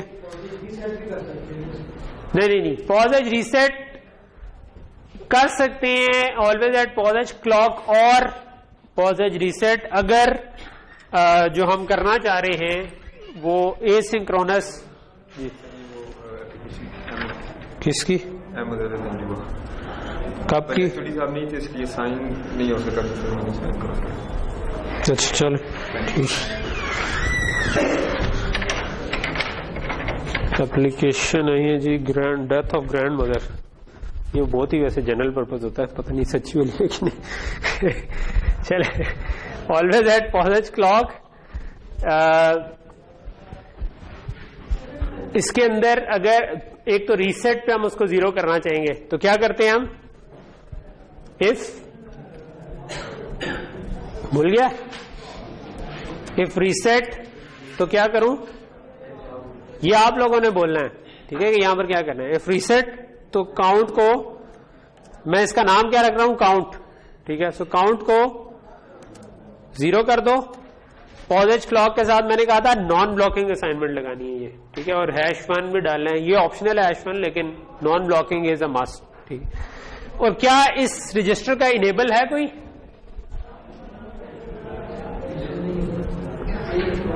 जो हमारा रजिस्टर है इसका कोई इनेबल है? नहीं है, क्योंकि काउंट वाला रजिस्टर जो था उसका सिर्फ क्लियर था, इसने हर पॉजिटिव क्लॉक पे इंक्रीमेंट होते जाना है और जब ये 6 बिलियन तक पहुंच जाएगा तो हमने इसको रीसेट किया 6 बिलियन -1 तक। सो इसका मतलब है एल्स इफ की जरूरत नहीं है। ठीक है, और एल्स इफ की जरूरत नहीं है। अगर रीसेट है तो काउंट को जीरो कर दो, अदरवाइज काउंट को क्या करो, अदरवाइज काउंट में क्या करना है, 1 करना है, काउंट को इंक्रीमेंट करना है। इंक्रीमेंट का क्या मतलब है, काउंट में +1 करें। So count is equal to count +1। ठीक, क्या ये कंप्लीट है? इस जगह पर अगर देखें तो क्या ये कंप्लीट है, क्या चीज मिसिंग है, क्लियर, कि अगर काउंट 6 बिलियन तक पहुंच जाए तो एक क्लियर का सिग्नल हम क्लियर काउंट पे इसको जीरो भी करना चाहते हैं। तो इसके लिए हम कोड में क्या कर सकते हैं कि जब हमने रीसेट किया हो तो साथ ही हम अगर क्लियर भी आ जाए तब हम इसको क्लियर भी कर दें। ठीक है, सो अब वापस कोड पे जाते हैं। कोड पे हम लिख देते हैं रीसेट और क्लियर अंडरस्कोर काउंट। हमने ये नाम रखा था इस सिग्नल का, तो मैंने कह दिया कि अगर रीसेट आ जाए या क्लियर अंडरस्कोर काउंट आ जाए तो मैं इसको जीरो कर दूं, वरना मैं इसको प्लस कर दूं। ठीक है, सिंपल। सो काउंटर बन गया, लेकिन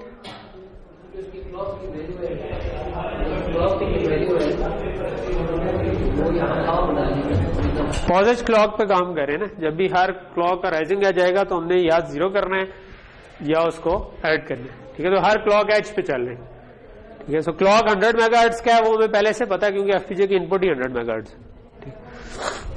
अच्छा, तो ये तो हमारा पहला काम हो गया, लेकिन हमें अभी कुछ डिक्लेरेशंस करने की जरूरत है। ना हमने काउंट को कहीं पर डिक्लेयर किया है, ना हमने क्लियर काउंट को डिक्लेयर किया, ना हमने क्लियर काउंट का सिग्नल बनाया है, हमने सिर्फ इधर नाम लिख दिया, बट इसकी लॉजिक बनानी है।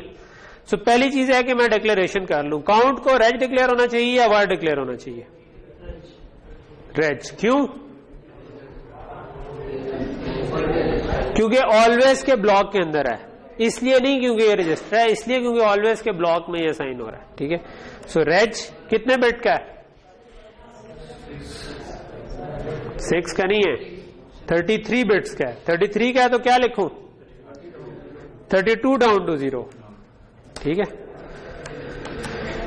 और क्लियर काउंट जो होगा वो तो 1 बिट का सिग्नल है। ठीक है, सो उसको भी मैं रेज डिक्लेयर कर लेता हूं और उसको ऑलवेज के ब्लॉक में ही मैं भी बना भी लेते हैं उसकी सर्किट। ठीक है, सो क्लियर काउंट। सो एक फायदा नोटपैड प्लस प्लस का कि ड्रॉप डाउन में मुझे सिंबल्स आ रहे हैं कि मैंने क्या लिखे हुए, सो स्पेलिंग एरर होने का काम चांस। ठीक है, सो मैं इधर कमेंट भी कर देता हूं कि काउंट, और उसके बाद मैं बनाना चाहूंगा मिनट्स काउंटर, उसके बाद मैं बनाना चाहूंगा आवर्स काउंटर, और उसके बाद मैं क्या बनाना चाहूंगा? सेगमेंट्स वाली लॉजिक बनाना चाहूंगा।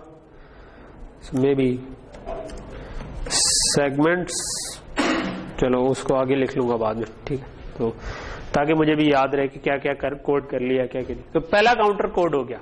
ठीक है, अब हम आ जाते हैं दूसरे वाले काउंटर पे।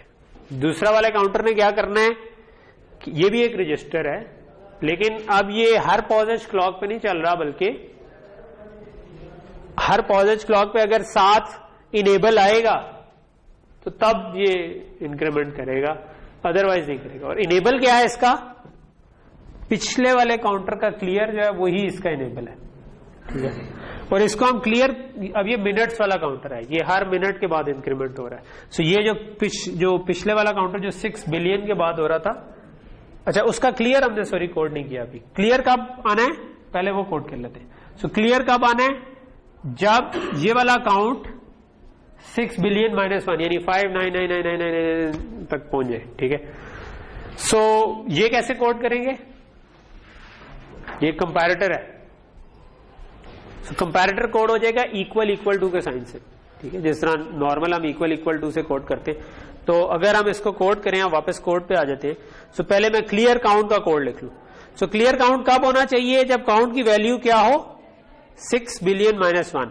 ठीक है, सो मैं इधर एक छोटा सा कोड लिख सकता हूं कि always at static clear underscore count is equal to, ये कब होना चाहिए? जब काउंट की वैल्यू हो इक्वल टू 33 टेक डी 599। अच्छा, अब ये 9 नाइन्स मैंने लगाने हैं। ठीक है, सो मैं इधर अंडरस्कोर का इस्तेमाल कर सकता हूं ताकि मुझे याद रहे कि मैंने कितने नाइन्स लगे। ठीक, सो ये पीस ऑफ कोड समझ आया कि क्या किया मैंने कहा कि काउंट जब इक्वल टू 59999 नाइन्स मैंने लगा दिया, तो ये 6 बिलियन से एक कम बन जाता है। ठीक है, सो जब ये 6 बिलियन से एक कम के इक्वल हो जाए, तो आपको जो इक्वालिटी कंपैरेटर की आउटपुट 1 बिट की होगी। ठीक है, कि या वो 1 होगा या 0 होगा। अगर वाकई कंपेयर हो गया तो 1 आ जाएगा, कंपेयर ना हुआ तो 0 आ जाएगा। वो मैंने साइन कर दी क्लियर काउंट में, और ये वाला क्लियर काउंट के ऊपर मैं उसको वापस रजिस्टर को क्लियर कर दूंगा। तो यह मेरा पहला वाला काउंटर पूरी तरह कोड हो गया कि यानी उसका क्लियर भी मैंने बना दिया, उसका इनेबल कोई नहीं था इसलिए एल्सिफ नहीं लगाया था, और उसको मैं इंक्रीमेंट कर रहा। अच्छा, दूसरा वाला काउंटर जो है वो भी बिल्कुल इस तरह का है, सिर्फ फर्क उसमें क्या है कि उसमें एक इनेबल भी है। ठीक है, जब ये क्लियर होता है तो वो इनेबल हो जाता है, क्योंकि ये 6 बिलियन के बाद क्लियर होता है तो 1 मिनट गुजर चुका होता है, तो वो उस पर इनेबल हो जाता है। और दूसरा उसका क्लियर जो है वो जब आपके 59 मिनट्स हो जाते हैं और दोबारा यही वाला क्लियर काउंट आता है, तो तब वो क्लियर भी हो जाता है। ठीक है, सो अब हम दोबारा अपनी तस्वीर पर आते हैं, और बल्कि कोड पर ही रहते हैं, और इधर हम क्या कर सकते हैं? यहां पर हम कॉपी पेस्ट करते हैं सेम कोड। वैसे मैं कॉपी पेस्ट सजेस्ट नहीं करूंगा ज्यादा, क्योंकि कई दफा इसमें गलती का इस्तेमाल होता है, लेकिन अगर हम जरा ध्यान से करें तो गलती आप अवॉइड कर सकते हैं। सो मोस्ट कोशिश करते हैं जरा ध्यान से इसको करने की। तो मैं इसको थोड़ा सा ऊपर ले आता हूं। सो अब मैंने रीसेट या क्लियर काउंट पे क्लियर नहीं करना, अब मैं मिनट्स वाला काउंटर बनाना चाह रहा हूं। सो अब मैं उसका जो क्लियर है उसका नाम मैंने रखा हुआ था क्लियर मिनट्स। ठीक है, इसी तरह उस काउंटर का नाम मैंने काउंट नहीं रखा हुआ बल्कि मिनट्स रखा हुआ है। सो मैं इधर भी मिनट्स कर दूं, इधर भी मिनट्स कर दूं, इधर भी मिनट्स कर दूं। ठीक है, सो अब मैंने क्या किया कि अगर तो क्लियर मिनट्स आए या रीसेट आए तो उसको 0 कर दें, अदरवाइज इसका एक इनेबल भी है, ठीक है, तो इसमें एल्स इफ भी लगेगा और मुझे क्या लिखना पड़ेगा उस एल्स इफ में, जो भी इसका इनेबल था। इसका इनेबल क्या था, इसका इनेबल था पिछले वाले काउंटर का क्लियर जो था वही इसका इनेबल था, तो क्लियर अंडरस्कोर काउंट जो है ना उसको मैं इसका इनेबल बना देता हूं, ठीक। सो ये आपका काउंटर नॉर्मल वाला बन गया, ये आपका मिनट्स वाला बन गया। अभी मैंने डिक्लेयर नहीं किया मिनट्स भी और क्लियर मिनट्स भी, वो हम अभी कर लेते हैं, लेकिन क्लियर मिनट्स जो है उसका भी इधर लॉजिक लिखनी है। ये तो अभी ऊपर वाला ही कॉपी पेस्ट हुआ है, ठीक है। सो क्लियर काउंट की तरह इसने नहीं क्लियर होना, बल्कि इसका नाम है क्लियर मिनट्स, और ये काउंट के ऊपर नहीं होगा बल्कि ये मिनट्स, जब आपके पास मिनट्स कितने बिट के होने हैं,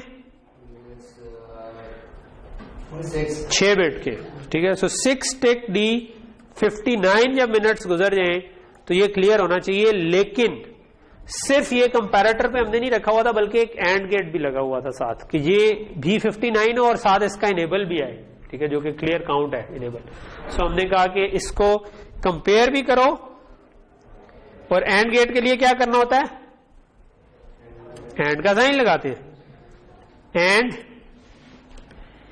क्लियर अंडरस्कोर काउंट, ठीक है। सो ये क्लियर काउंट जो दो जगहों पे आ रहा है ये बेसिकली इनेबल है इसका, ठीक है। सो इसको इनेबल भी कर रहा है, लेकिन क्लियर को भी ये साथ इनेबल करता है कि क्लियर अगर आएगा जब वो 59 हो साथ ये भी आए तब हम इसको क्लियर। तो यहां तक चीज क्लियर है। सो ये हमारा दूसरा रजिस्टर, दूसरा वाला काउंटर कोड हो गया, ठीक है। सो अब हमारा एक तीसरा काउंटर था जो बिल्कुल इसका ही रेप्लिका है, सिर्फ वो 23 तक जाता है, मिनट्स के बजाय आवर्स आ जाते हैं। तो हम ये तो आइडियल कैंडिडेट है कॉपी पेस्ट करने के लिए, ठीक है, तो इधर बेशक यूज कर लें, लेकिन फिर ध्यान से चेंजेस करें, ठीक है। सो जहां पर मिनट्स आ रहा है क्लियर मिनट्स के बजाय मैं कह दूंगा क्लियर आवर्स, और ये जो काउंटर आ रहा है इसका नाम मैं आवर्स रख दूंगा, और इधर भी hours is equal two hours plus 1 करूंगा। और इसने कब क्लियर होना है, इसने कब इनेबल होना है, ये क्लियर नहीं है, ये बेसिकली आपका इनेबल है। इसने इनेबल होना है मिनट्स के क्लियर पे। सो क्लियर मिनट्स जब आएगा तो इसने इनेबल होना है, ठीक है। सो क्लियर मिनट्स जब आएगा तो वो 1 घंटे बाद आता है, ठीक है। क्लियर मिनट्स की पल्स आती है 1 घंटे बाद, ठीक है।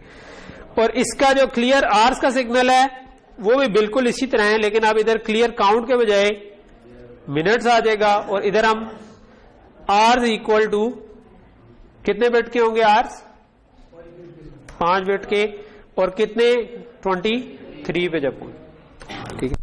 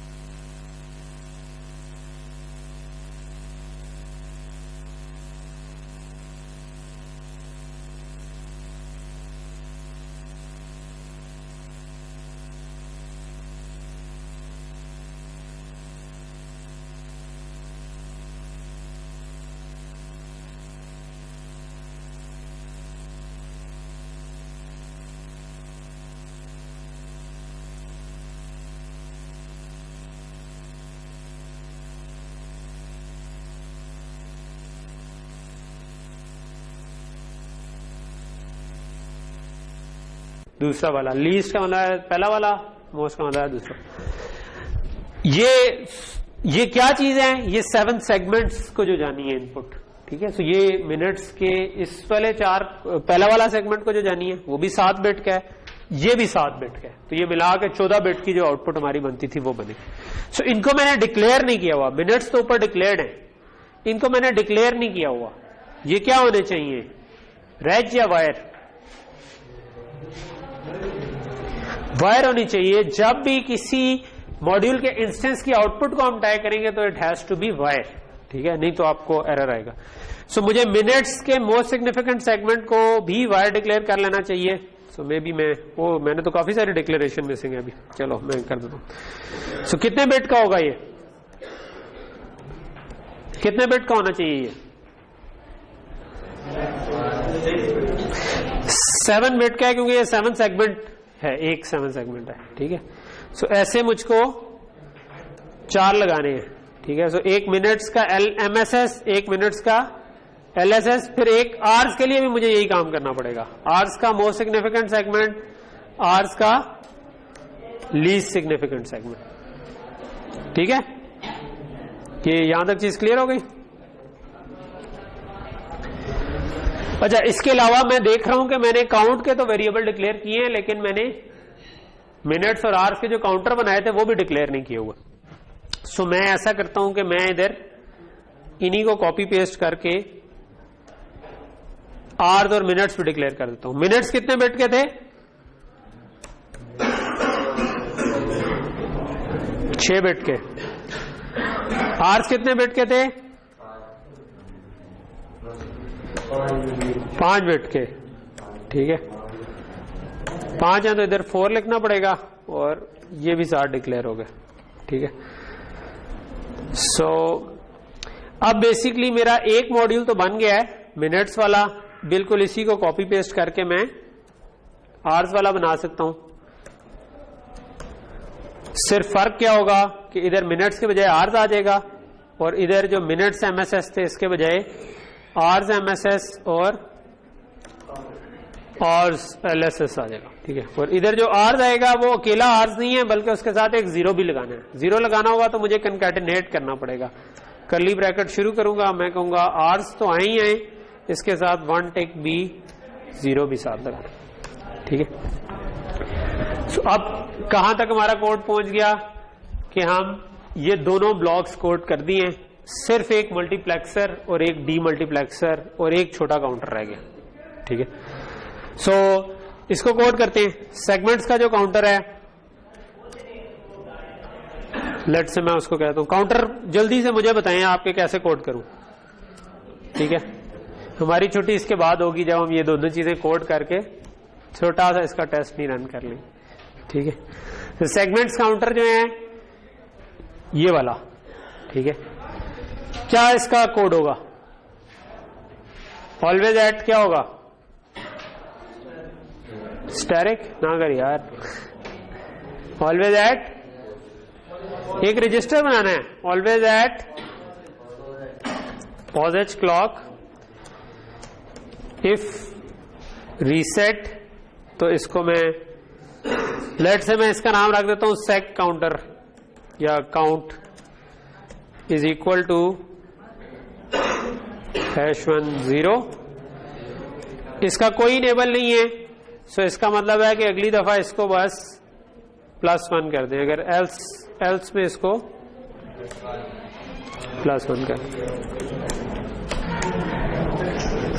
ठीक है। सो ये आपका इंक्रीमेंट हो गया और सेक काउंटर बन गया। इस मक्स को जो कोड करना है, इस तरफ ये जो हमारा मल्टीप्लेक्सर है, मक्स कैसे कोड होता है? केस से, ठीक है। सो क्या लिखूं कोड में आऊं तो ऑलवेज एट स्टैरिक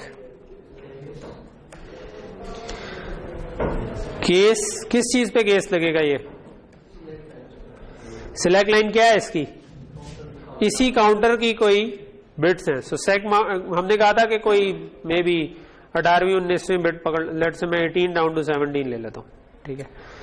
और एंड केस और ये आपके कितने बिट का है? 2 बिट की सिलेक्ट लाइन है। और इस केस में मैं क्या करूंगा, ये क्या सिलेक्ट कर रहा है कि आउटपुट जो मेरे सेगमेंट्स होने उस पे क्या जाएगा। आउटपुट सेगमेंट्स के लिए मैं मॉड्यूल की आउटपुट देखता हूं क्या है। मॉड्यूल की आउटपुट है, उसका नाम है सेगमेंट्स, ठीक है। सो ये जो 7 बिट हैं इसको किससे करना है, ये मैं वापस इधर आके कहता हूं कि अगर ये 0 तो 0 के केस में मैं किससे करना चाहूंगा, मिनट्स के लीस्ट सिग्निफिकेंट सेगमेंट से, 1 के केस में मिनट्स के मोस्ट सिग्निफिकेंट सेगमेंट से, 2 के केस में आवर्स के least significant. Okay, so code पे आते हैं वापस। सो सेगमेंट्स 0 के केस में हम लिखेंगे मिनट्स के लीस्ट सिग्निफिकेंट सेगमेंट पे से कनेक्ट हो जाएंगे। 1, 2 और 3 हमारे 4 केसेस हैं। दूसरे केस में मिनट्स का मोस्ट सिग्निफिकेंट सेगमेंट हो जाएगा। तीसरे और चौथे में लीस्ट और मोस्ट होंगे, लेकिन वो मिनट्स का नहीं होगा बल्कि आवर्स का होगा, ठीक है। सो ये मेरे पास मिनट्स और आवर्स के मोस्ट और लीस्ट सिग्निफिकेंट सेगमेंट के साथ कनेक्ट हो। सो ये मल्टीप्लेक्सर भी हमने कोड कर दिया। आखिरी चीज हमारी रह गई एक डिकोडर, जो कि हमने एनोड्स के लिए बनाना है, और उसकी सिलेक्ट लाइन भी बिल्कुल ये वाला काउंटर ही है, ठीक है। तो हम वापस कोड पे आते हैं और सिंपल इसको मैं कॉपी पेस्ट कर लेता हूं। और इसी केस में लेकिन अब मैंने सेगमेंट्स के बजाय एनोड्स रखना है, सॉरी,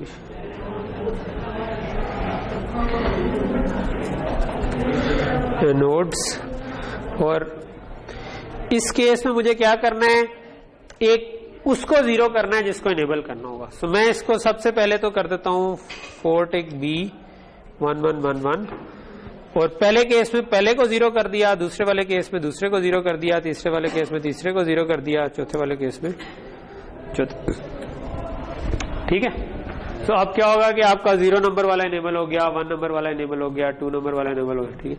तो ये जो अब हम पूरा स्टेप किया है, ये हमने पूरे का पूरा कोड लिख लिया। सो कोड लिखना जो है ना, कोडिंग इज फन। ये आपका 5-10 मिनट, 15 मिनट, आधा घंटा, 2 घंटा, डिपेंड करता है कितना बड़ा कोड है, लेकिन वो आप बहुत ज्यादा टाइम नहीं लगता कोडिंग में। यानी कोड लिखते हुए आप जस्ट फटाफट बैठ के कोड करना शुरू करें तो कर देते। असल चीज थी डिजाइन तक पहुंचना, ठीक है। So it just needs a bit of practice, जो कि मुझे थोड़ा आउट ऑफ प्रैक्टिस आप लग रहे हैं, क्योंकि आपने अभी नहीं किया, तो आपकी जो असाइनमेंट है वो आपको वही वाली प्रैक्टिस दे रही है। कोड लिख लें तो अगला काम क्या होता है, उसको एफपीजीए पर ले जाने से पहले हम कहते हैं कि हम टेस्ट करते हैं, ठीक है। सो मैं इसको बिल्कुल एक छोटा सा टेस्ट 5 मिनट लेके करता हूं, टेस्ट बेंच इसका छोटा सा लिखता हूं, क्योंकि इसमें टेस्ट बेंच कॉम्प्लेक्स नहीं है, ठीक है। और फिर हम क्लास को ऑफ कर लेते हैं, क्योंकि बिजली में भी हमारा थोड़ा सा टाइम गया था, ठीक। क्लास कितने बजे शुरू होनी थी? 1:15 तो नहीं शुरू होगी, ये तो ब्रेक टाइम है। हाँ, अभी आपके क्लास का टाइम शुरू हो गया। चले ठीक है, फिर इसको खत्म कर दें, फिर हम नेक्स्ट क्लास में इंशाल्लाह, क्योंकि